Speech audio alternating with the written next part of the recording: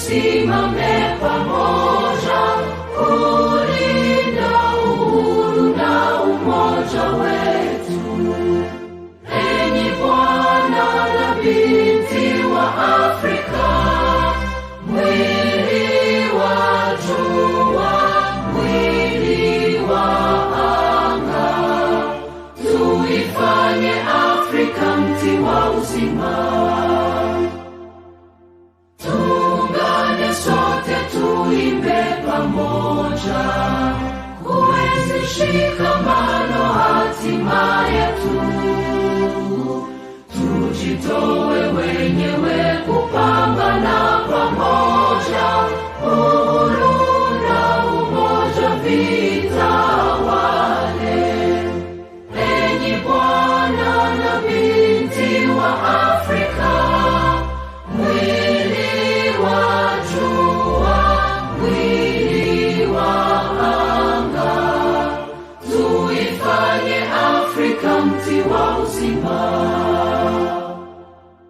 Tuungane sote na tujibidishe kutoa kilicho bora kwa Afrika, chimbuko la wanadamu, chemchemi ya utamaduni, tumaini letu wakati wa mafarakano.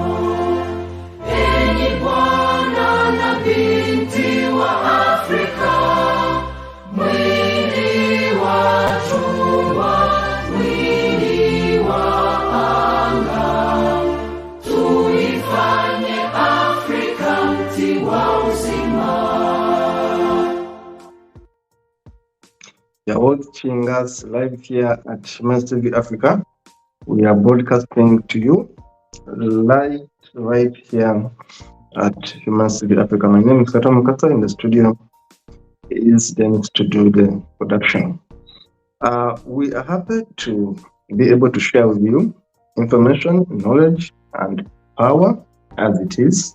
I also learn from you as you learn from us. Humans TV Africa is a media charity organization. We just start to do exactly that, to inform, empower, and educate. We have studios in Uganda, Kenya, Zambia, Zimbabwe, Nigeria, Ghana, Sierra Leone, UK, and the US. And we are still growing. Today, we bring to you country profile. And the country we have for you today is Mali. Have you heard about the Mali Kingdom at one point? Did you hear about Mansa Musa? Arguably, the richest man in the world, with over 400 billion US dollars valued to his name. Mansa Musa, one of the richest kings in the world. The money went to Kemet, call it Egypt, and left the economy dead because he was giving them gold whenever he went. He had so much gold that people from all over the world came to beg from Mansa Musa. Now, Mansa Musa, one of the guys that built Mali Kingdom, if you may ask me, and one of the foundations that gave Mali the name, the picture, the image they have today, a country with immense wealth, gold, and all the riches in the world can be found in Mali, a country with a rich history. Today, let's talk about Mali, a country with about 24 million people, with the people that live their life, but also a country that is very unstable in Africa, always in conflict, always at war, always in coups. This is Mali. We talk about a country that is highly unstable, a country under a military junta, but a country with lots of prospects. Mali, as we say, is a landlocked country. You can look at this map right there. The map is in the colors of red, black, yellow, and green. And of course, we know these colors mean a lot to people in Africa.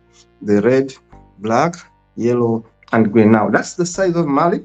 Mali is a landlocked country located in the interior of Western Africa. When you look at the map of Africa, see Mali where it is Western Africa, and Mali is the neighbor to southwest of Algeria, north of Guinea, Cote d'Ivoire, and Burkina Faso, and of course West Niger.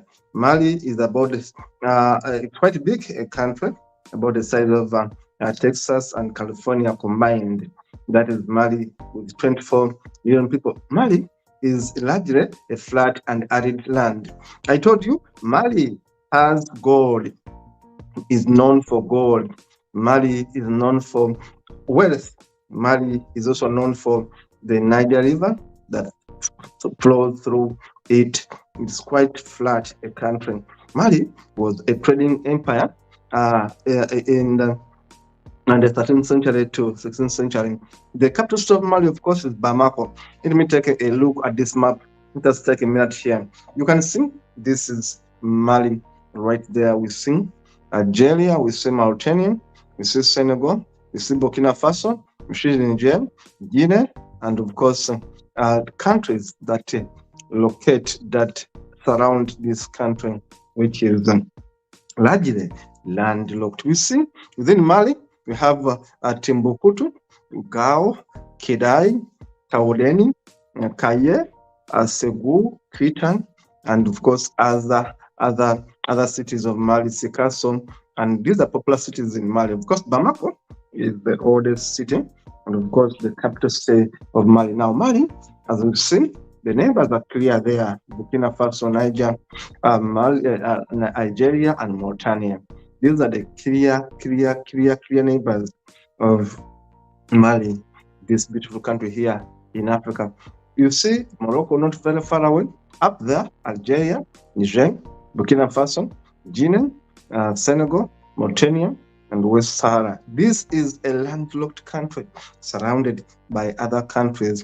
This is Mali for you. Gao, Segou, Mopiti, Bamako, Sikasso. These are the main cities of Mali. Give me a minute there, Dennis, and I'm going to give you a history of this kingdom of Mali. Let us have a look at that image there.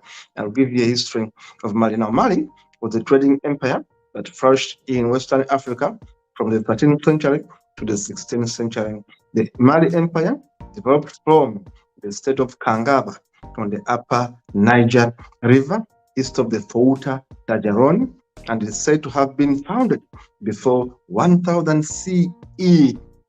Mansa Musa is known as the leader of the Mali Empire. Mansa Musa inherited a kingdom that was already wealthy, and in his work of expanding it, let us have a look at the photo of Mansa Musa, please.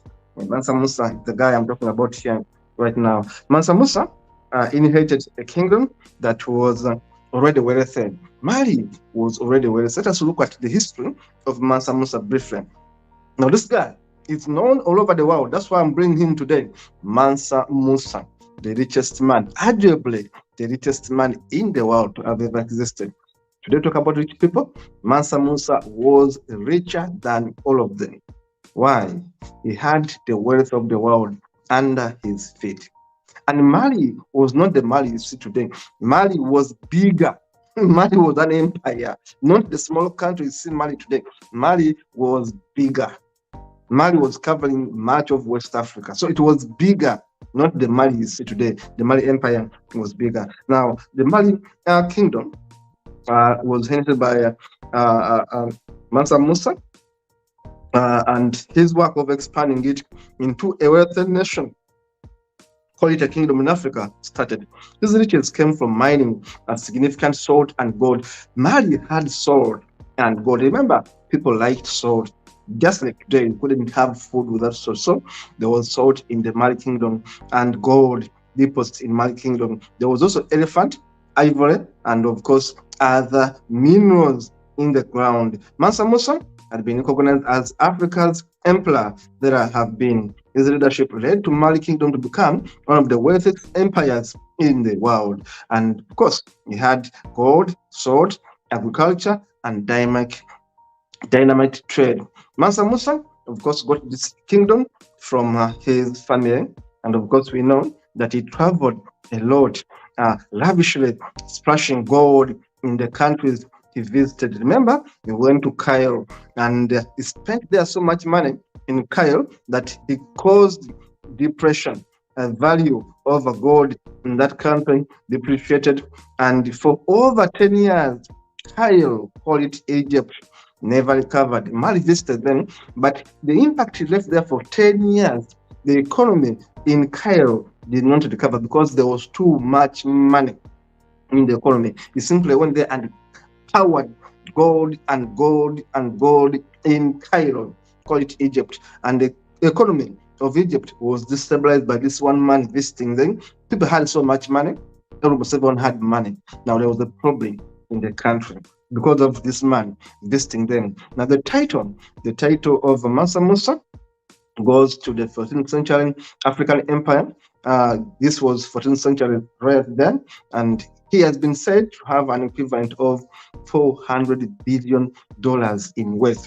The Mali Empire declined later on in the 16th century due to the internal conflicts, attacks from neighboring states, and of course the Trans-Saharan trade network also had begun, and several had begun. Therefore, the Mali Empire somehow began to disintegrate. In 1542, the Songhai Empire invaded the capital, but were unsuccessful in conquering it. During the 17th century, the Mali Empire faced lots of incursions from Bamana Empire, who ultimately sacked and burnt the capital in 1670. Mali Empire was no more.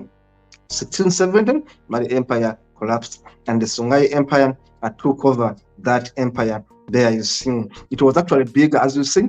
It was covering some bit of Niger, it was covering some bit of Burkina Faso, some bit of Guinea, some bit of Senegal. So Mali was not the small Mali you see.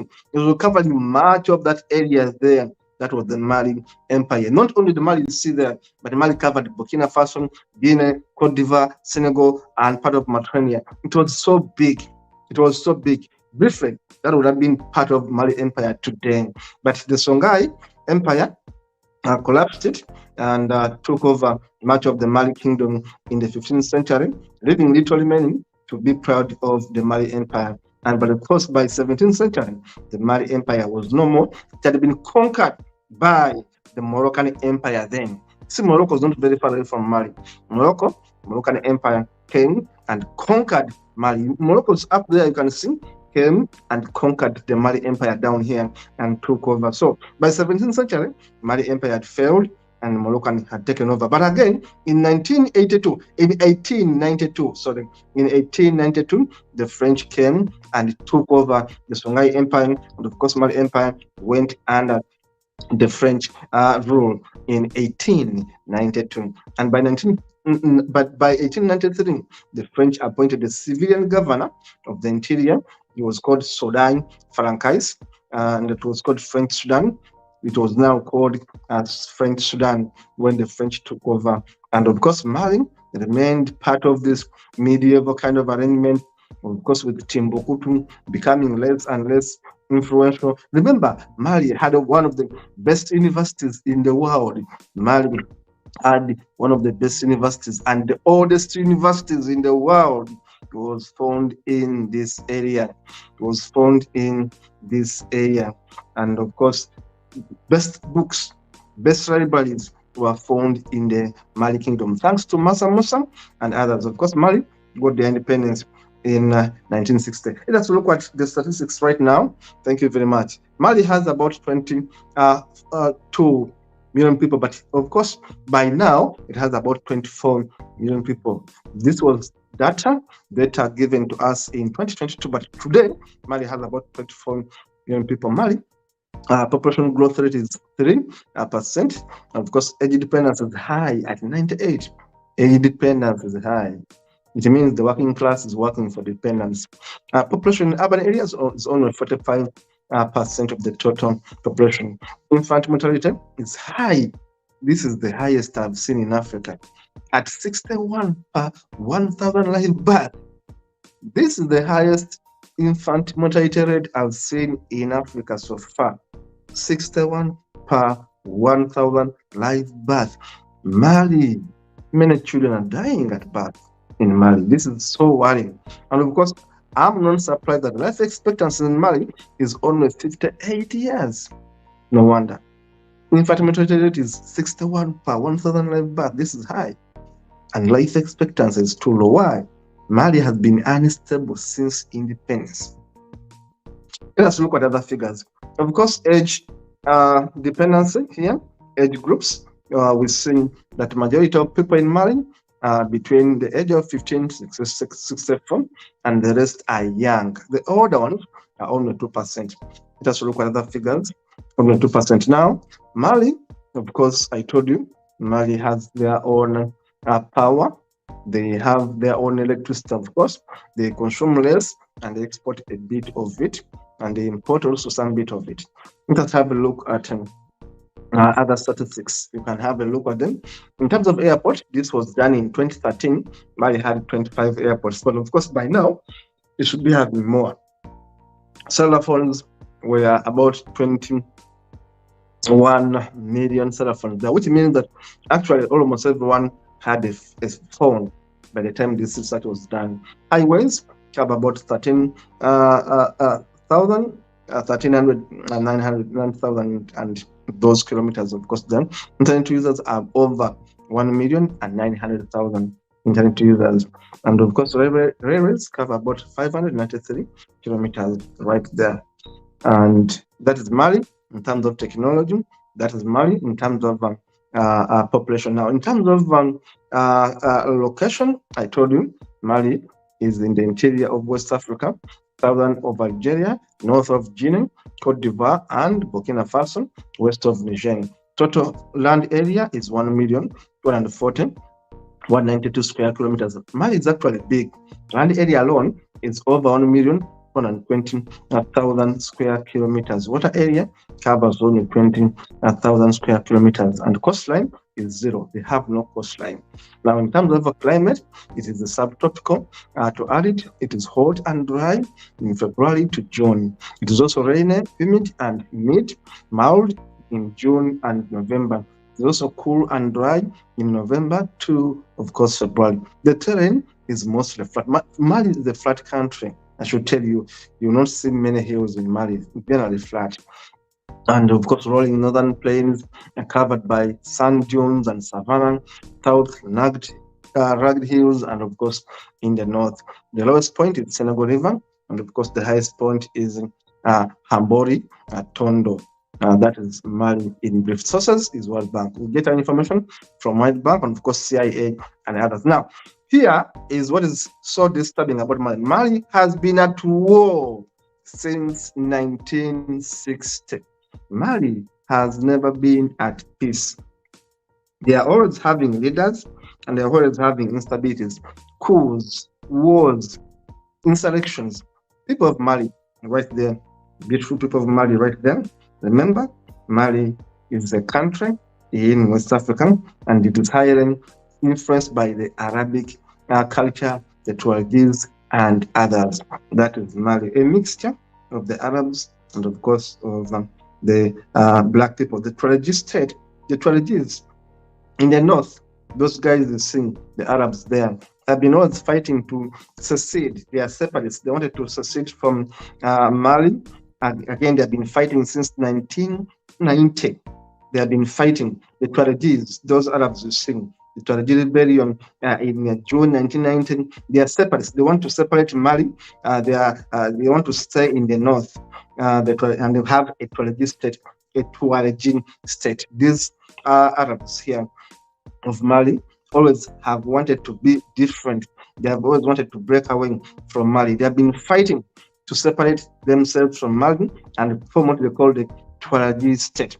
Tuareg state. The Tuaregs have been fighting in Mali, and of course the presidents in Mali have been fighting back. Malian President Alpha Condé was always fighting the Tuareg, and of course we have had military coups. 1991, military coup removed Tuareg, and of course there was the March Revolution right there.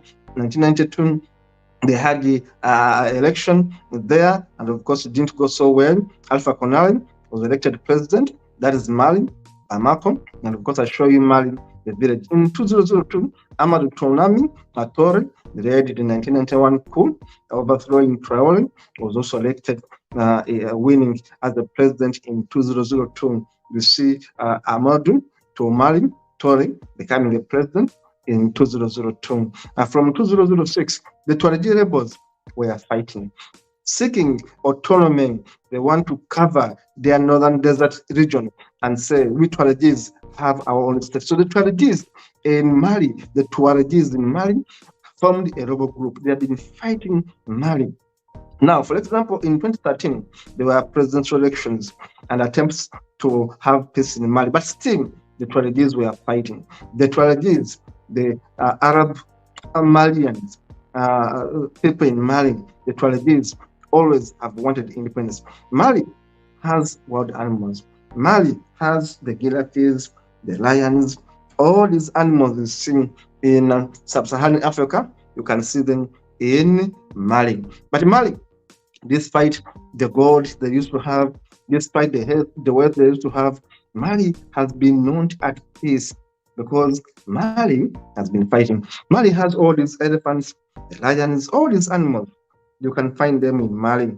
But Mali is not at peace. Remember, Mali was under a 31-year rule. One man, Amadou Toumani Toure. There was a 31-year-old rule, dictatorship kind of, until 1991, when Amadou Toumani Toure came and hosted the president who had been part of Mali's leadership since independence. Of course, we see that in 1968, there was a coup led by a young American lieutenant named Moussa Traoré, who overthrew Mobutu Keïta's regime. Mobutu Keïta's regime was there for a long time. Mobutu Keïta's regime was there for a long time. Now, Mali has had so much trouble. You see, all those photos are about coups. One coup after another, one coup after another. This one goes in, this one comes in. Mali is under constant confusion. Mali has been mismanaged for many years. Modibo Keïta became the Prime Minister of Mali Federation in 1959. He was again elected as a president by the Constitutional Assembly of Mali on the 20th of July 1960. So this man called Modibo Keïta became the first elected leader, but of course the first president of Mali in 1960. And was to rule them for over 31 years. And the dictatorship then was taken over by, of course, by a change of army, change of military coup by Amadou Toumani Toure in 1991. And then from there, once Toure took over, there have been always coups. Remember, the Tuaregis in the north are fighting. They are saying, for us, we are Arabs. For us, we are Arab Africans. We want our territory. We want to separate. The Tuaregis in the north are saying, we don't want to be part of these guys in the south. Now, there's a difference between the Tuaregis who are Arabs, but also these Africans who are in the south. Now, there's a problem. That means always fighting. The man who is now leading Mali is called Colonel Assimi Goïta. He was born in 1983. He became a military leader in 2021, since 28th May 2021. But remember, Mali is not stable. Every time they are under pause. This is Mali for you. Not a stable country at all. It's a country I would advise you not to visit until you are sure you are safe. Lovely country, lovely tourism sites, but a country under occupation. The French never left Mali at peace. The French, who took it over, never left it at peace. They have been influencing the politics in Mali since independence.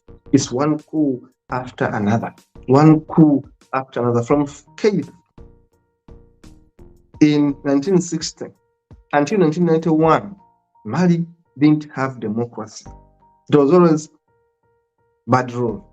Then others came in, coups after coups, shadow elections, a bit of not so sure about who is the right leader of Mali, then coups after coups. Today, you see this Colonel, this young fellow here, Colonel in the army, taking over and of course promising to give us the best, but we don't know whether Goita is going to be different than other dictators of Africa, than other military coupists in Africa.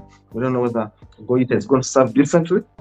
Time will tell. That is Mali, a good country, a rich history, but a troubled nation. Thank you so much for watching. Keep subscribing, keep watching. See you in the next one.